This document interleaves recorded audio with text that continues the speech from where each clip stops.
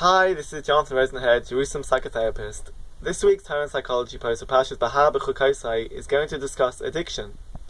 At the beginning of Parshas Behar, it discusses the mitzvahs of Shemitah and Yovel. And then there are a sequence of Pesukim that follow on afterwards. And the Gemara in Kedushin makes a connection between this sequence of Pesukim and the beginning of the Parsha, which discusses Shemitah. And it says that if a person tries to make a profit by doing business with Shemitah produce, which is not allowed, then they will experience a number of punishments, a number of downfalls, which are detailed in the sequence of Pesukim that follow on afterwards. So the Gemara explains, a person will then have to sell all their liquid assets. Then they will sell their field.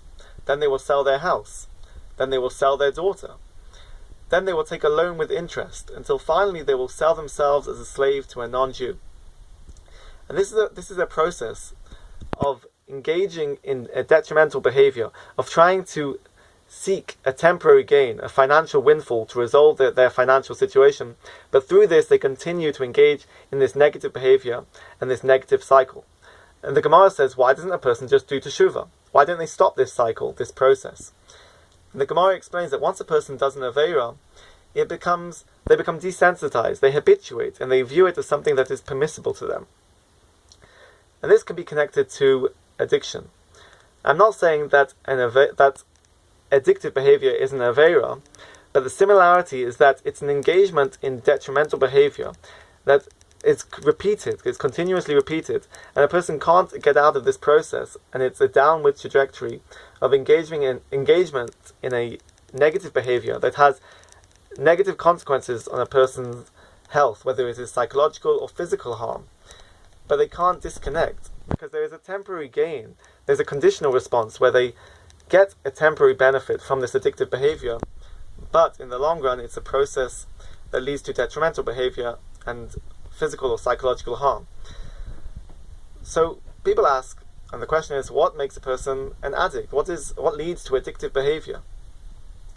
There isn't one definitive cause of addictive behavior, but it's more accurate to say that there are risk factors, and these risk factors include biological, psychological, and environmental factors that lead towards addictive behavior.